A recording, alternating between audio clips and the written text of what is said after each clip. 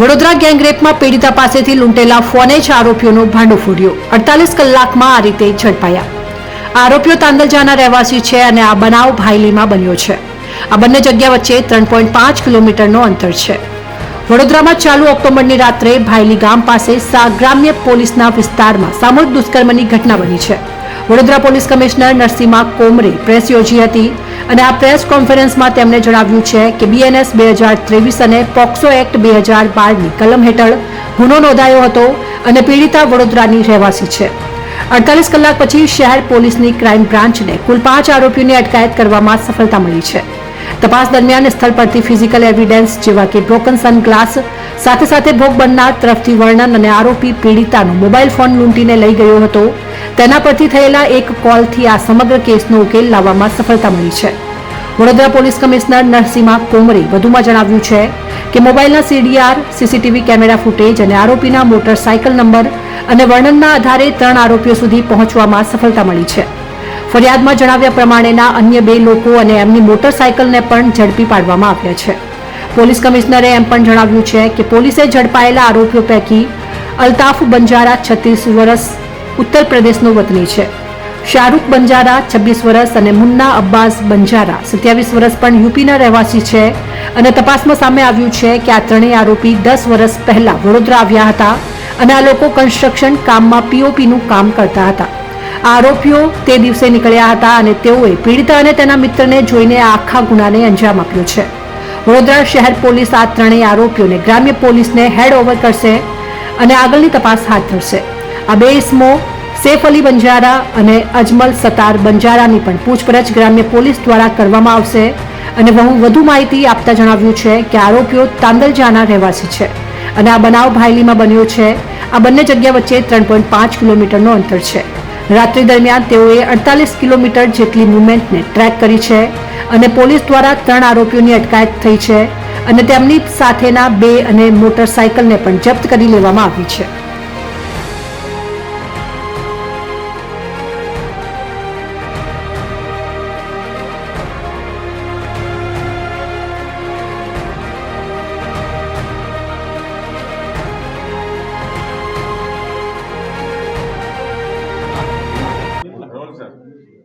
जी sir.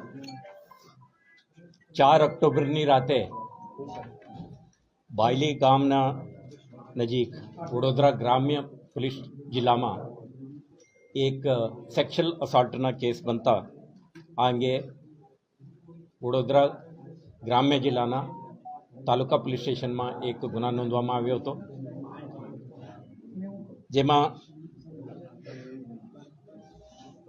BNS 2023ના કેટલાક કલમો અને પોક્સો એક્ટ 2012ના કલમો હેઠળ વિસ્તૃત ગુનો નોંધી તપાસ હાથ ધરવામાં આવેલ હતો।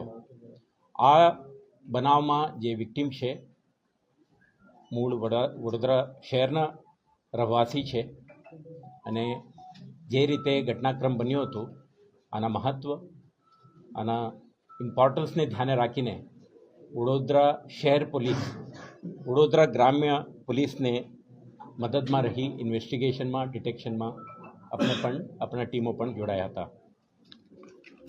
આજે આ ઘટનાની 48 કલાક પછી આ ગુના શોધવામાં શહેર પોલીસની ક્રાઇમ બ્રાન્ચને સફળતા મળી છે। આ આપના સમક્ષ જાહેર કરતા મને આનંદ થાય છે, કેમ કે આ એક હિએનસ ક્રાઇમ જેના લીધે શહેરમાં અને આખા જિલ્લામાં એક સેન્સેશન ઊભો થયો હતો અને આ મહત્ત્વના કેસને શોધી આરોપી સુધી પહોંચવાની આપણે સફળતા મળી છે। આ સમગ્ર ઘટનાક્રમને શોધવા માટે વડોદરા ગ્રામ્ય પોલીસ તો સક્રિય હતી જ। શરૂઆતમાં જ આપણા ક્રાઇમ બ્રાન્ચના ચુનંદા અધિકારીઓના જુદા જુદા ટીમોની રચના કરી હતી, જેમાં ટેકનિકલ ટીમો હતા। તે ઉપરાંત ફિલ્ડ ઓપરેશન માટે પણ આપણા જુદા જુદા ઇન્સ્પેક્ટરો, સબ ઇન્સ્પેક્ટરોના ટીમની રચના કરીને આપણે તૈનાત કરી હતી। તપાસ દરમિયાન સ્થળ ઉપરથી આપણે કેટલાક ફિઝિકલ એવિડન્સ, બ્રોકન સનગ્લાસ વગેરે સાથે સાથે ભોગ બનનાર તરફથી આપણા મળેલ વર્ણન અને એક વિક્ટિમના મોબાઈલ ફોન આરોપીએ લઈ ગયા હતા લૂંટીને, આના ઉપરથી થયેલ એક કોલ, તો આના મદદથી આપણે આ સમગ્ર કેસને ઉકેલ લાવવામાં સફળ થયેલ છીએ. જે સમગ્ર ગુનાની તપાસ દરમિયાન ક્રાઇમ બ્રાન્ચે મુખ્યત્વે મોબાઈલ ફોનની CDR અથવા ડેટા એનાલિસિસ, આના આધારથી આરોપીઓ કયો જગ્યાએ મૂવમેન્ટ કરી છે આના વિસ્તૃત જાણકારી આપણે ઇન્વેસ્ટિગેશન દરમિયાન મેળવવામાં આવેલું.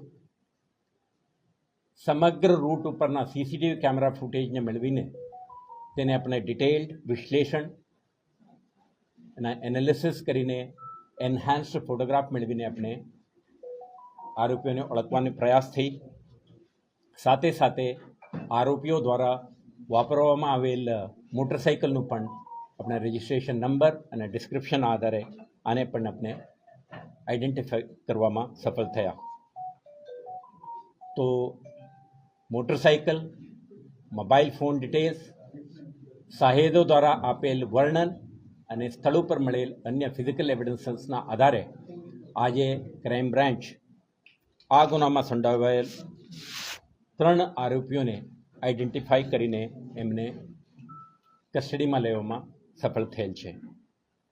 તો અત્યારે વડોદરા શહેર પોલીસ દ્વારા કલમ 35(1)C BNSS 2023 અંતર્ગત અટકનું કાર્યવાહી કરીને વડોદરા ગ્રામ્ય જિલ્લાને આગળની તપાસ માટે સુપ્રત કરીએ છીએ.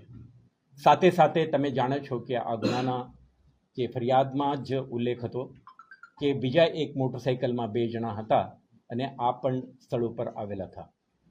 તો આમાંથી પણ આપણે 2 જણા અને એમના મોટરસાઇકલને આઈડેન્ટિફાઈ કરવામાં પોલીસને સફળતા મળી છે. આજની તારીખે આપણા કસ્ટડીમાં મુન્ના અબ્બાસ બંજારા 27 વર્ષનો ઉંમરવાળો છે. આપણા તાંદાલજા વડોદરા શહેરમાં રહે છે. મૂળ ઉત્તર પ્રદેશના રહેવાસી છે. એ જ રીતે મમતાજ ઉર્ફે અફતાબ સુબેદાર